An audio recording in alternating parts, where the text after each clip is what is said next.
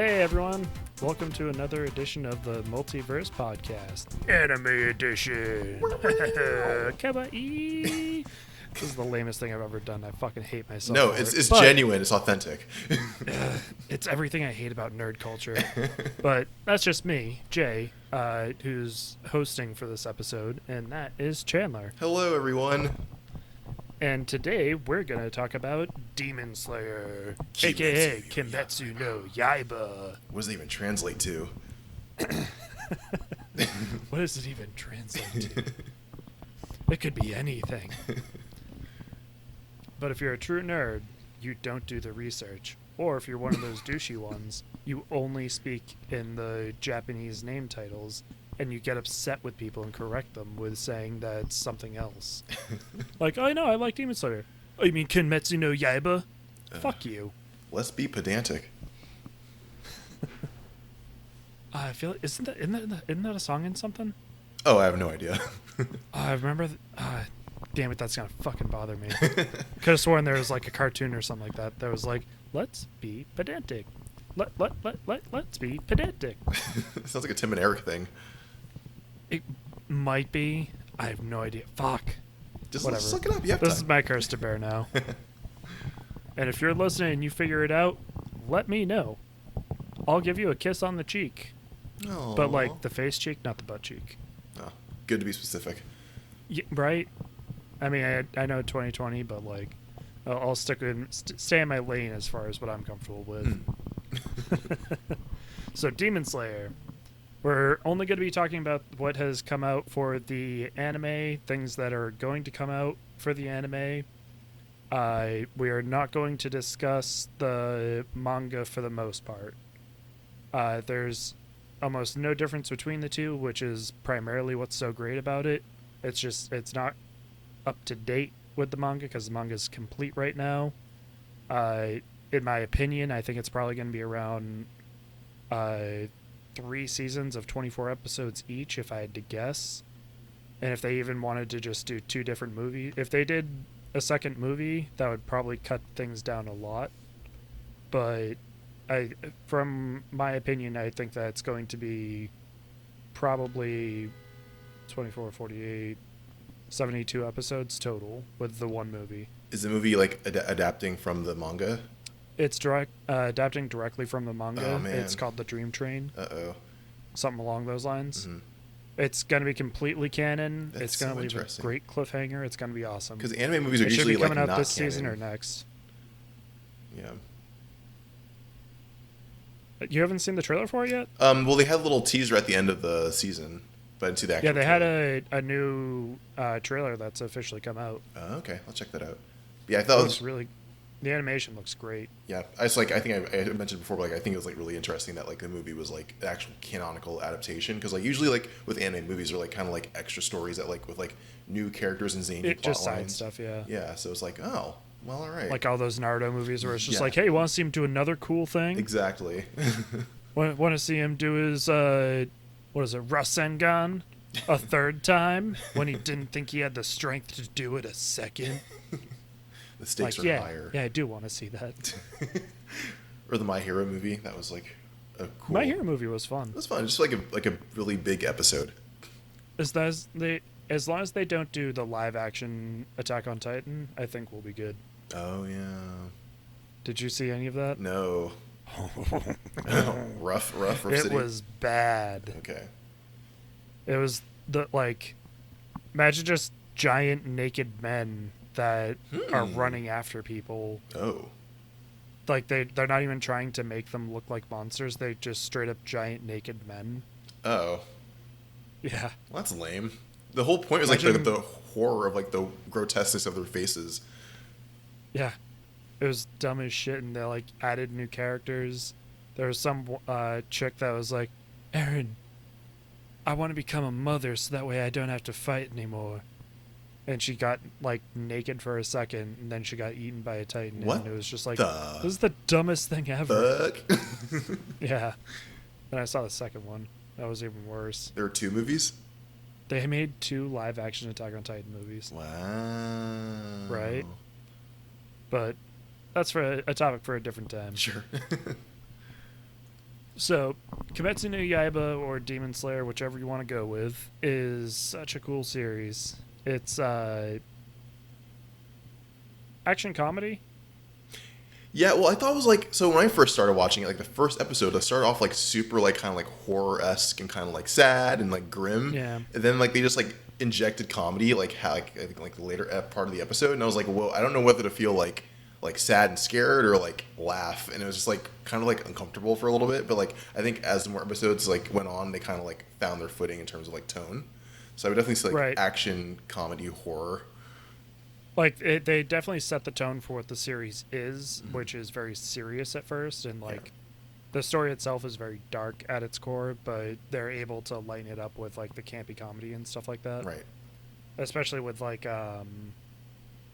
the sword master guy that makes his sword, the blacksmith. Oh yeah.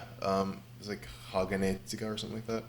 Yeah, we're gonna fuck these names up and just describe the characters Just a lot. go on Wikipedia, guys. Yeah, Google that shit. We're not doing it for you. Mm. But that's a fun character. I think it's Zenitsu. He's a fun Is character, that- Lightning Bro. We actually have to talk about like the actual like plot, like the main character. Yeah, we should do that. All right, so the story is primarily about dude goes on a trip, leaves his family, tries to sell coal because that's what his family does. Comes back, everyone's dead. Finds out, he goes through the corpses, kinda sees that his sister's still alive. So he tries to run to town and save his sister, but she turns into a demon, and someone shows up to try and kill her, but he's trying to protect her, and it's a story primarily where he joins these demon slayers so that way he can try and find a cure for his sister, so long as she doesn't eat any people. Because if she does, she'll be too far gone. Yep. She will no longer be human. And it's like really compelling. Like it's a pretty like derivative story in my opinion, because you have like a lot of like it's like kind of like Fullmetal Alchemist, also kind of like Bleach-esque, also kind of like typical like vampire hunting kind of like thing.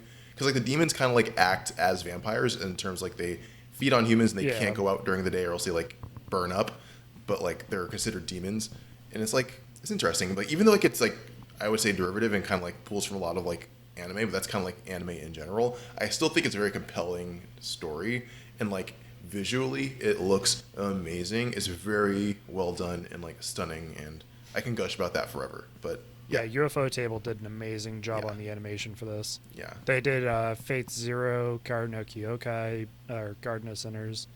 They've done a whole bunch of things that... they did God Eater too, but that didn't look as good to me because they tried to experiment more with cell shading more and 3D animation, and it just didn't work right. But they definitely nailed it on this series. yeah. The CGI is like really like tasteful and like it's like used for like when you're actually supposed to use it. Right.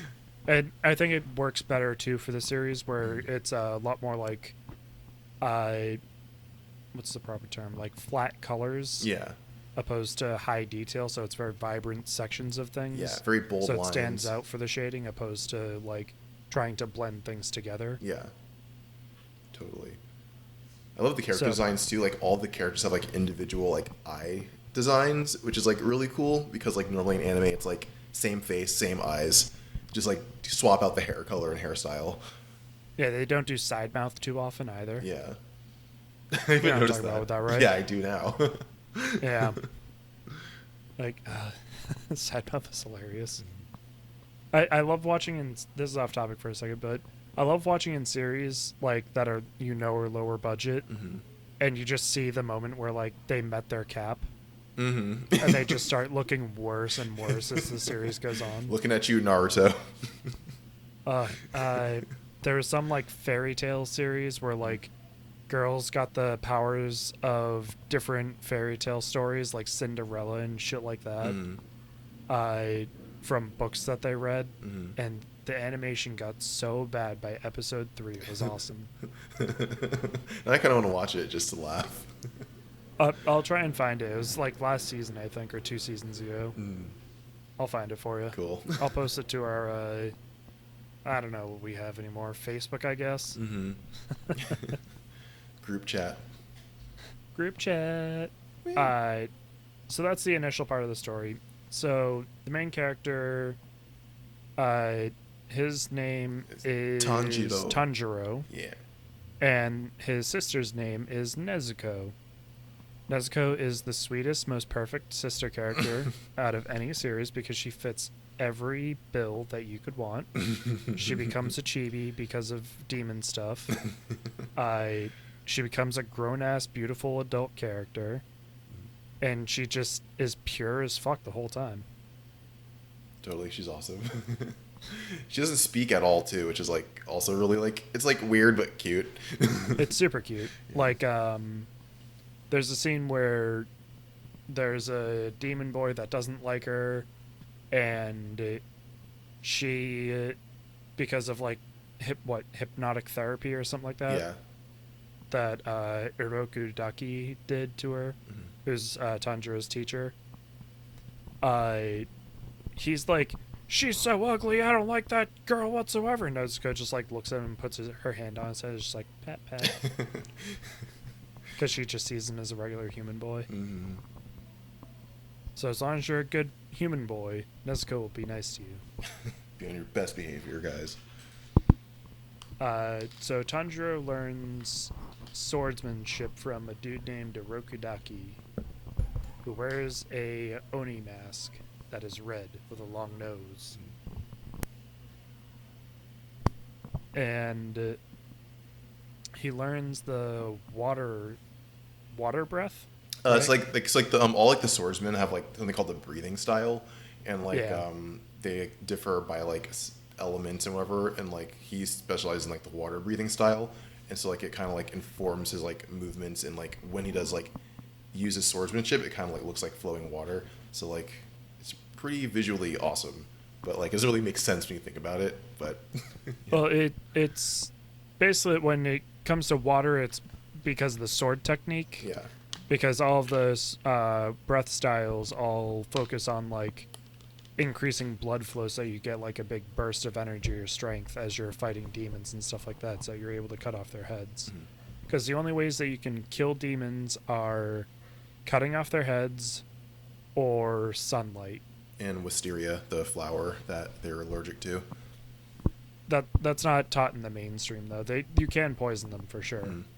There's like, what, demons can kill demons too. No, I don't think so. I think it's just Only what's his name though? Muzan Kibutsuji. Yeah, fucking Michael Jackson. Yes. the smooth criminal. Love it. I love the design. He looks so awesome. But like they consistently change his design, which is fun.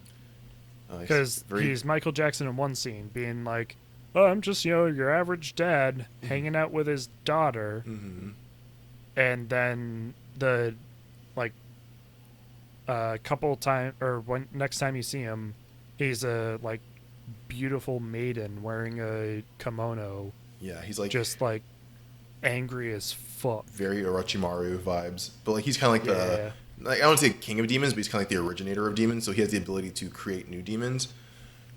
No, you can call him the King of Demons. He's kind of like that'd be fair. He's to like say. Dracula, but demon style. Yeah, and like it's very much so in the sense with this is a spoiler, I guess. It's very much so like vampires, where you have to kill the vampire that turned the person into a vampire so that they can turn him back. The theory in the show is that if you kill this guy, then you'll turn her back, so long as she doesn't eat people. We shall see. But they introduce a lot of really fun characters. It hits pretty hard by episode 3 when he's doing the training montage against the boy with the scar on his face. Montage. And like I didn't notice it at first, but when I was talking to my buddy Pete, he was like, "Man, that episode hit hard." I was like, "What?" He was like, "Yeah, like the ropes and little talismans, white talismans hanging off them are synonymous for like spirits and stuff like that. So like they were dead the whole time." I did was like, not. "No, I figured that catch out." I did not know that. I knew that I found that out at the end, but like the whole symbolism I didn't get. Right, I didn't get it at first That's either. really cool.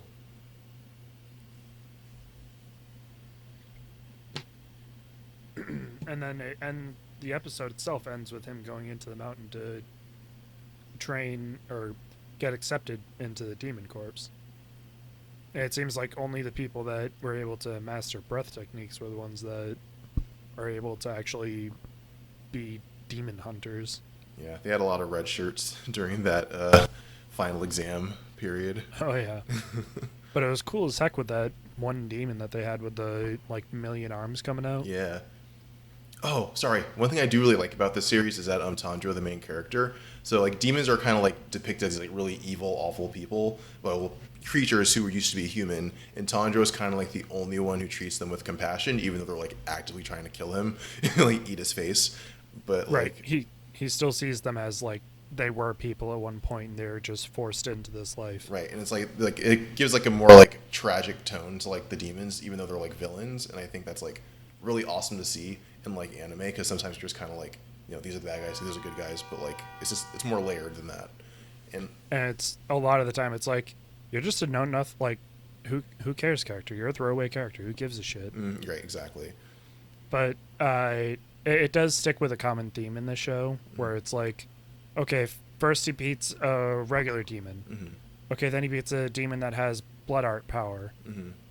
Or no, then he beats a body modified demon. Mm-hmm. Then he beats one with blood art. Mm-hmm. Then he beats one that has modified and blood art. Yeah, it's like a typical like he's linear just- anime progression for a shonen series, but like Yeah. it's still really awesome. It was just one of those things where it's like, okay, I can see where this is going. Mm-hmm.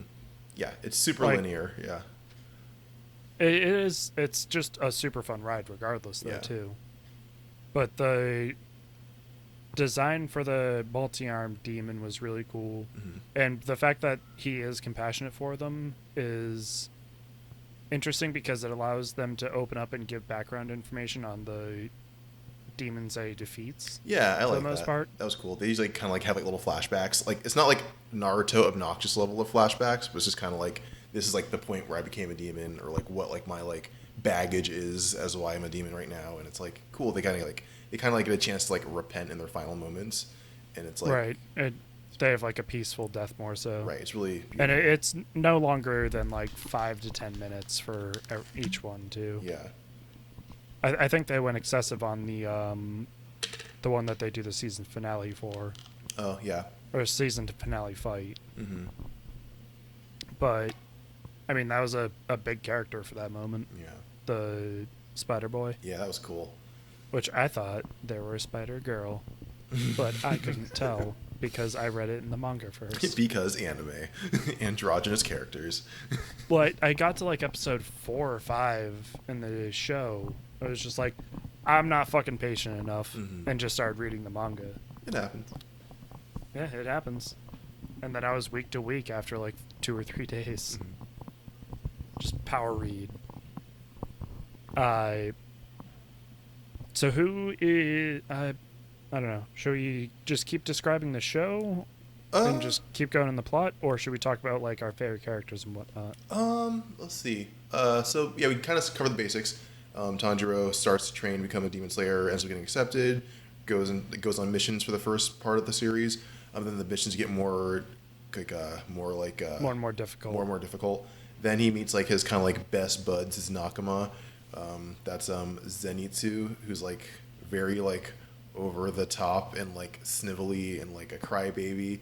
And then He seems weak as heck, but like he's powerful as hell. yeah, he's like I guess he like sleepwalks, and like he's really powerful when he sleepwalks. Yeah, he uses the lightning breath. Yeah. And then there's who's the boar guy again? Oh, Inosuke. Inojin or something. Inosuke. Yeah. He's like hot blooded, also over the top. But they really balance out Tanjiro, because he's like Tanjiro's very like mild mannered and very polite and kind, and his sister's very like quiet and shy. But like these two guys are just like so like insane.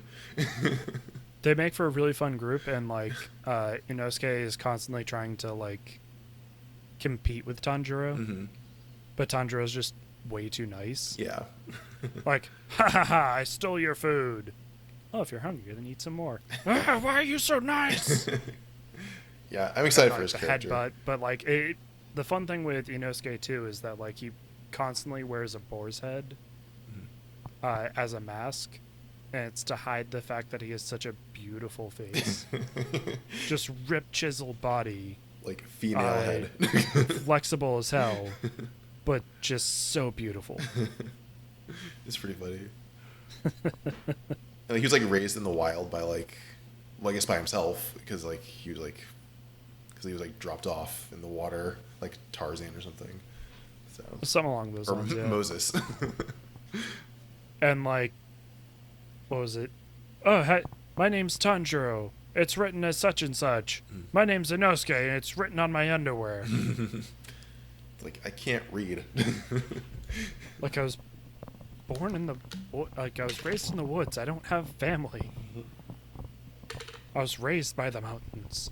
Molded by it. So those are three of the five people that passed the exam. Mm-hmm. There's also the... Scarface dude. Yeah, we don't you only see like a couple of times. Yeah. Hope we get to see more of him. He's like a huge asshole though. Yeah. And then the quiet girl that likes butterflies. Oh my god, her backstory is so tragic. It's dark as fuck. Yeah. Just like, oh yeah, I'll only speak if like this coin flip says yes or no. Yeah, that's pretty much the entire like season. Then towards the end, we meet the Hashiras, who are kind of like the best demon slayers in the entire Demon Slayer core.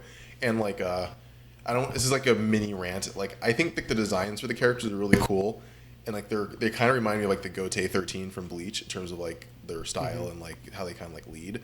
But like one thing I really hate, one thing I hate about like this, I was like expecting like really like cool and serious characters, but like each of the Hashira are like super quirky and obnoxious, and it's like that's like the trope that I hate the most in anime or even fiction. It's just like, oh, just because like you're a genius in your craft does not give you the right to be like an obnoxious, quirky, like abandon all social norms character. But like they do it every time in every anime, and it's like, well, they have several Hashiras that are seemingly like moderately normal. Yeah. You know what I mean? Like the Flame Hashira seems like just a cool guy that's just super eccentric about killing demons. Then the water one, I forget his name, but like he's just emo boy. He's Sasuke. you. The Love Hashira is just like in love with everyone, but she's not like a dickhead about it. Like there are some Hashira that are just straight up like, no, fuck you, and then others that are just like, yeah, let's go with the flow. Yeah. I love the flamboyant one. Oh, the sound guy. Yeah, he's weird. Yeah. He looks like a JoJo character. He's flamboyantly flamboyant. He wants to kill people or kill demons in a flamboyant way. Jeez. Like a man. Oh, God.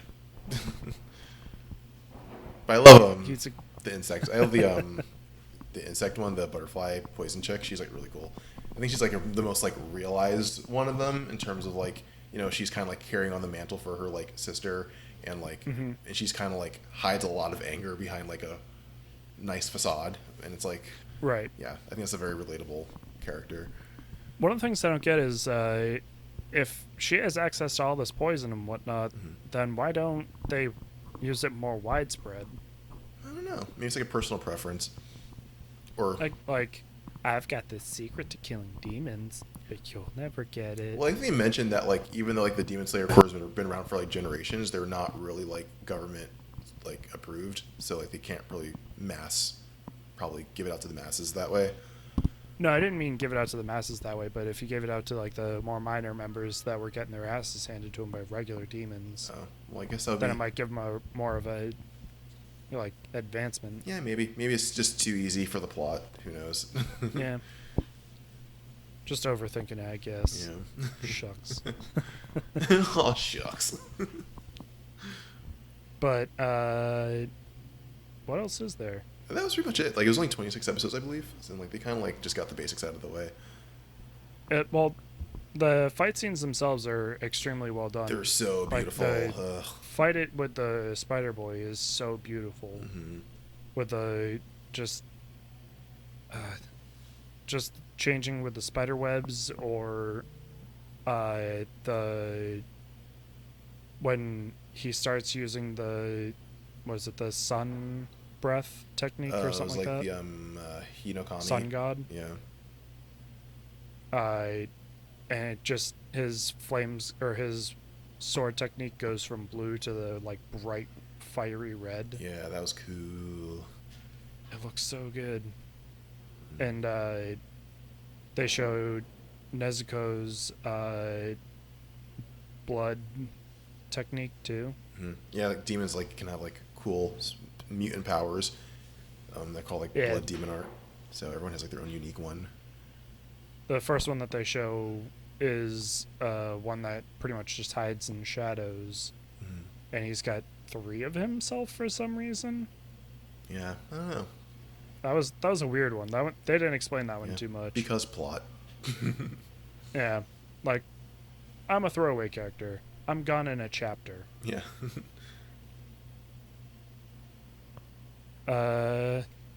Voice acting's great. It looks beautiful.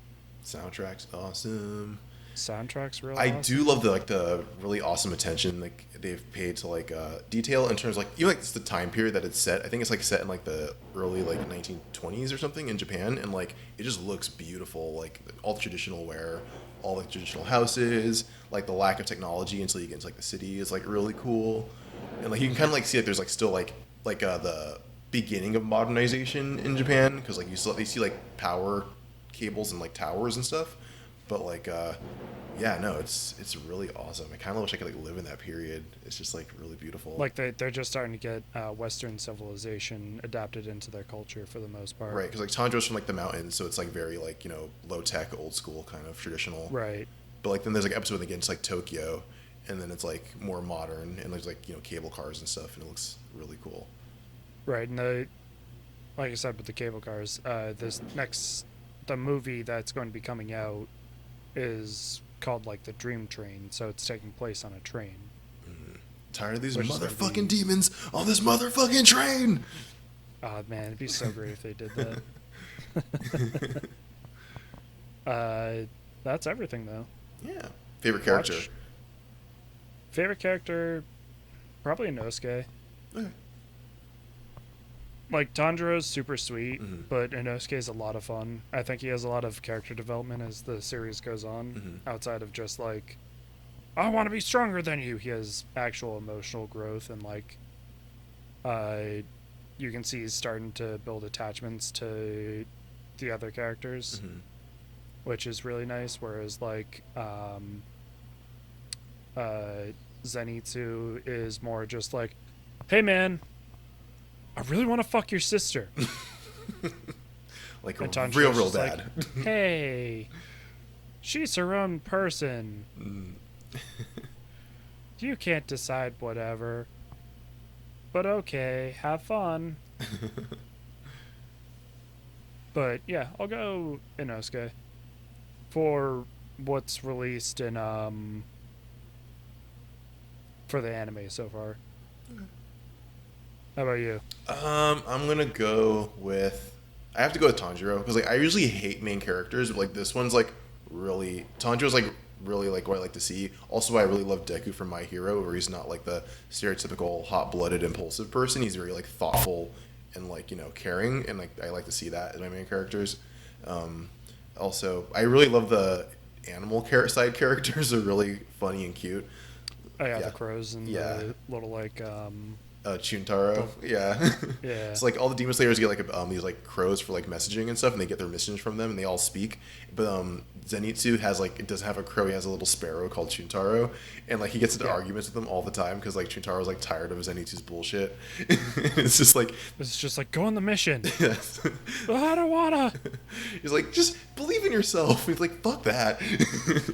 And yeah, so he's like, he'll just be talking to the sparrow and just be like, but it's too bad you don't understand a single thing I'm saying. And the sparrow will just get pissed off and start pecking at him. Yeah. And Tanjiro will just speak to the sparrow, no problem. And he's just like, you can understand it? Just like, yeah, like, you can't? Yeah. Yeah, Then the crow talks, and he's just like, what the fuck is with the crow talking? Yeah, Zenitsu, like, interacting with any character is, like, really funny, because, like, Zenitsu is just so extreme, and, like, yeah, he just, like, does not care about boundaries at all. He's either cruising at 10 or, like, jumping to 100. Right. Just too much. It's too much. I hope he mellows out. Whereas, Inosuke is kind of the same way, too, where it's like, I'm challenging you, ha ha ha ha, or I'm analyzing you. Yeah. I'm going to be the strongest. Oh, wait. I can't be the strongest if they're the strongest. I'll just beat them up. That'll make me the strongest. Yeah, that's like a stock anime character trope. I hope they develop it more. I think he develops a lot. It's a good time. Part of me wants to say Tanjiro's favorite as well, but, like, I'm just going to veer from main character for this instance, I guess. Mm-hmm. Okay. I don't know. There's a lot of neat stuff. I'll stick with Nezuko's best little sister. In the past century. 20 years. Yeah. Well, what's cool about the series, too, is that it got Best Anime of the Decade on Funimation. Really? Yeah. That was before the series was even over. Wow. Well, I mean, technically, from a technical standpoint, it is, like, the best I've seen in a long time. Right. See, I would argue Fate Zero is a better series. Okay. I'm just like in terms of like visuals and like how it's like animated. I think it's like in terms of like from an art form's perspective, it's definitely like one of the better animated things I've seen like in a long time. Right. It's the same art studio, so the quality is pretty similar. I just think that, in my opinion, Fate Zero is structured better. But I mean, this is one of those things too where it's like, okay, we're voting on what's the best anime current, like, in the past decade. Yeah. What about this one that's just coming out now? Yeah. That's fresh in our heads. It's not really fair. Yeah. What has our attention? Right. But maybe I'm just being salty. Who knows? No, it's fair. All right. What other questions can we have? I don't know. I think that was it. But yeah, totally watched Demon Slayer Kimetsu no Yaiba on. I watched it on Hulu. I don't know where else you can get it. Probably, I think you said Funimation. Funimation, Crunchyroll, Hulu, some of the illegal websites that you can watch anime on. But you didn't hear it from us. Yep. I didn't say go to kissanime.ru. No. Crazy. You can't find every single anime that you've ever thought of on that website. That's crazy talk. Yeah, you can't just watch it on your PlayStation web browser. Weird. Who would suggest that? So what have you been watching? What have you been reading? Demon Slayer, obvi. I also have been I started Succession, the HBO show. I don't know if anyone's haven't heard of it. It's basically like a kind of like a drama-ish. It's about this media magnate, kind of like Rupert Murdoch, and he's like old, and like his children are kind of like also like in their adults, and like one of his sons who's like in the company is trying to sort of like usurp him and kind of take over because like the dad's kind of like losing his marbles a little bit. And it's just kind of like, I thought it'd be more of like a thriller intrigue kind of thing, but it ends up being more of like a weird comedy kind of thing too. So it's just like, I'm still kind of figuring out like how I feel about it, but the characters are really interesting, and I think the stakes are high, which is always important to see in a show. Nice. Sounds pretty fun. Yeah. What about you? I've been just getting into the Duncan Trussell podcast lately, the family, I think it's called Family Hour podcast, something like that. Sounds wholesome. Wouldn't say that. It's primarily like he'll have deep philosophical conversations with other individuals, whether they be comedians or like people in professional trades that like, he talks to Damien Eccles for an episode, who's one of the dudes that was committed in the West Memphis 3 murder case that was falsely put in jail for 20 plus years for a murder he did not commit. Wow. And now he is a huge practitioner of like magic. The Gathering? And has written a book on it.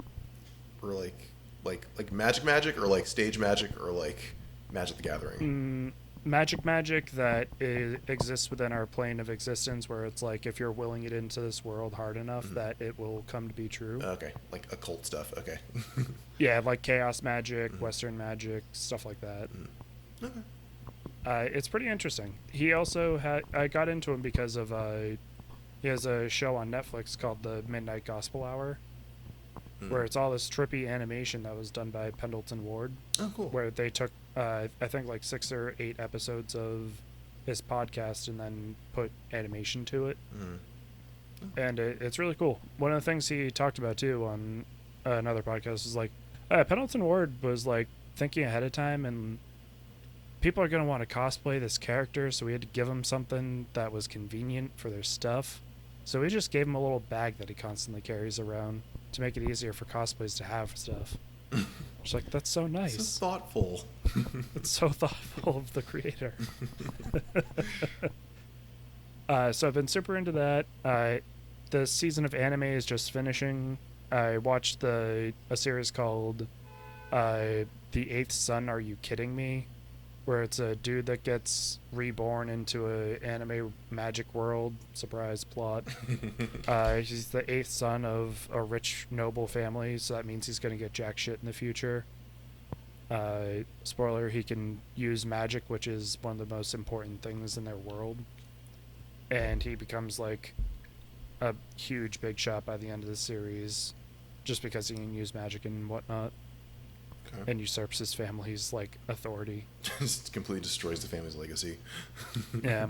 And then there's one called like Princess Reconnect, where again someone is born into a world he doesn't know. He's you know when you're playing a video game and they have like just one word responses? Mm-hmm. He does that. The main character does that. Obnoxious. So I'd be like, how are you? And you just be like, Oh God. Give a thumbs up. It's actually pretty wholesome. He's a fun main character. Mm-hmm. Whereas like, I don't know, I think it's more fun when they have him like the video games, like Persona, when the Persona 4 anime came out, he only responded in ways that you could respond in the game. That's really funny. Which if you haven't seen the Persona like 4 anime, ... it's a good time. Yeah, they'll just put ... above his head. Mm-hmm. It'll just be straight up one of the selections that you can make when picking like your response to them. Oh, sorry. Speaking of, I'm playing Persona 5 Royal, which is really cool. I never played a Persona game before. I have 4 on my PS2, but I never actually like started it really. So it's kind of cool. It's like it's a real fun time. I'm still in the beginning, so it's kind of annoying because like there's a lot of like talking and like visual novel-esque kind of stuff, and I just kind of want to get into the gameplay. But it's super stylish. It's a little rougher. I don't know. I think Persona 4 is probably the most fun of any of the games. Mm-hmm. Persona 5 is probably the most balanced. Okay. And then Persona 3 is just like, it's a lot of fun. It's super... So, here's the thing. Persona 3 is super grimdark. Okay. So, like, even the tones of everything that's going on are just like, oh, people are dying. Mm-hmm. Whereas Persona 4 is just like, hi, yippee skippity, someone's dead. Yippee skippity. Like Law and Order. And then Persona like 5 is just like, let's solve mysteries. It's a heist. A sexy heist. It's a sexy heist with alternate versions of ourselves. It's a good time. Yeah. Aside from that, I'm keeping up to date with the Haikyuu manga. That's a fun time. It's still going. I can't believe it's still going. Please stop. Oh, no. I really want it to keep going. Okay. How many chapters are there? Yes. Okay, cool. Fill in the blank. Got it. I'll have it for us by our next episode. Sure. But man. Did you get into Haikyuu? No. So, do you mind if I just say a spoiler? Yeah, go for it. Okay. So where I'm at in the manga currently, they're out of high school, and it's what's going on in their lives after. Oh. So now they have all the like big shot heavy hitters on teams playing against each other, so it's like an all-star from the anime. Ah. And it's so fucking fun and cool. Nice. If you want to watch Haikyuu, it's on Netflix, it's on Hulu, it's on all the sites.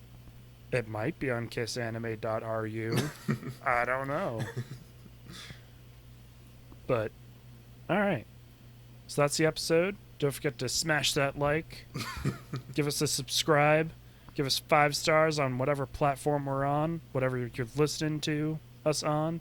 If you are listening to us on. And with that, enjoy your issues.